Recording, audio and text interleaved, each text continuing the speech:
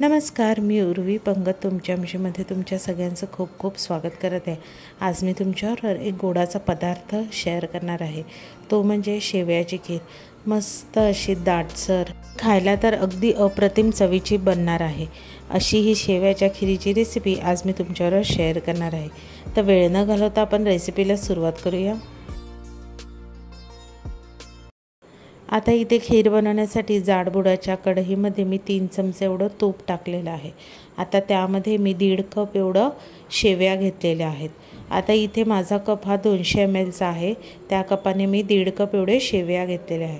आता ह्या बारीक गॅसवर अगदी छान कलर बदलेपर्यंत खरपूस भाजून घ्यायच्या।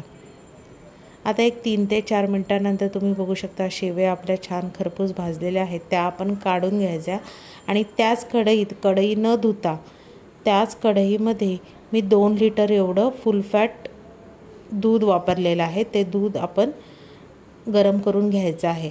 आता हे दूध गरम करताना एक काळजी घ्यायची, ती म्हणजे सतत ढवळायचं आहे। आता इथे मी मीडियम टू फास्ट गॅसवर दूध जे आहे ते सतत ढवळत आहे। आता त्यामध्ये छान असा खीरीला कलर यावा म्हणून मी 4 ते 5 केसरच्या काड्या ॲड केलेल्या आहेत। आता हे दूध आपल्याला सतत अधूनमधून ढवळत राहायचं आहे। आता एक 15 ते 20 मिनिटांनंतर तुम्ही बघू शकता दूध साधारण आटलेलं आहे, म्हणजे जवळजवळ 2 लिटरचं 1.5 लिटर झालेलं आहे आणि दुधाचा रंगसुद्धा बदललेला आहे। आता त्यामध्येच आपण भाजलेल्या ज्या शेवया आहेत त्या ॲड करायच्या आणि मीडियम टू लो गॅसवरच आपल्याला शेवया ज्या आहेत त्या शिजून घ्यायच्या आहेत। आता ढवळत शेवया साधारण 50% शिजल्यावर आपण त्यामध्ये 1/4 कप एवढी साखर घ्यायची आहे। आता इथे साखरेचं प्रमाण तुम्ही तुमच्या आवडीनुसार कमी जास्त करू शकता।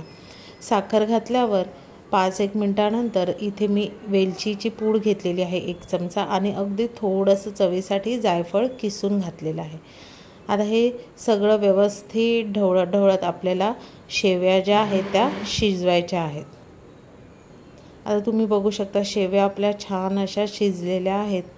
आता ती शेवया ज्या आहेत त्या शिफ्ट करायच्या आणि त्याच गॅसवर मी 2 चमचे एवढं तूप टाकलेलं आहे आणि आपल्या आवडीनुसार ड्रायफ्रूट्स ह्याच्यात घालायचे आहेत।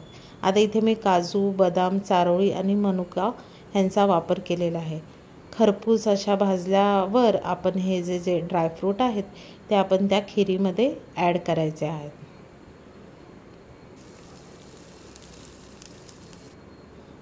आता ह्या शेवयाच्या खीरीमध्ये ड्रायफ्रूट्स ॲड केल्यावर पुन्हा 1 ते 2 मिनिटासाठी आपण ही जी खीर आहे ती ढवळून घ्यायची आहे। आता इथे गॅस जो आहे तो आपला अगदी बारीक फ्लेमवरच आहे। आता खीर अशी व्यवस्थित सगळ्या बाजूने ढवळून ड्रायफ्रूट्स मिक्स करून घ्यायचे आणि आता आपली खीर काय झालेली आहे, शिजली आहे। आता इथे लास्ट स्टेप आणि इम्पॉर्टंट स्टेप ती म्हणजे साखर। आता इथे मी 3 चमचे एवढी काय केली साखर घेतली आहे आणि त्या फोडणी पात्रामध्ये अगदी बारीक गॅसवर ही साखर आपल्याला काय करायची आहे, विरघळायला द्यायची आहे, म्हणजे साखरेचा आपल्याला कॅरमेल तयार करायचा आहे।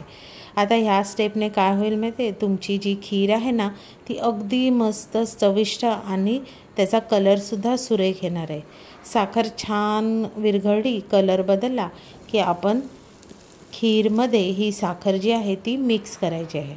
आता ह्या स्टेजला मात्र गॅस जो आहे तो आपला बंदच ठेवायचा आहे आणि खीर छान अशी त्या साखरेच्या पाकामध्ये किंवा साखरेच्या मिश्रणामध्ये मिक्स करून घ्यायची आणि आपली अशी मस्त चविष्ट आणि दाटसर खीर बघा तयार करून झालेली आहे।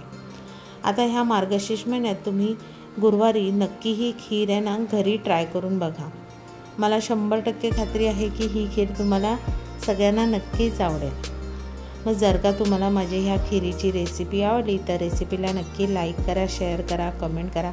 चॅनलवर नवीन असाल तर चॅनलला सबस्क्राईब करा आणि अशाच नवीन व्हिडिओच्या नोटिफिकेशनसाठी बेल आयकॉनला प्रेस करायला विसरू नका। तो पण मस्त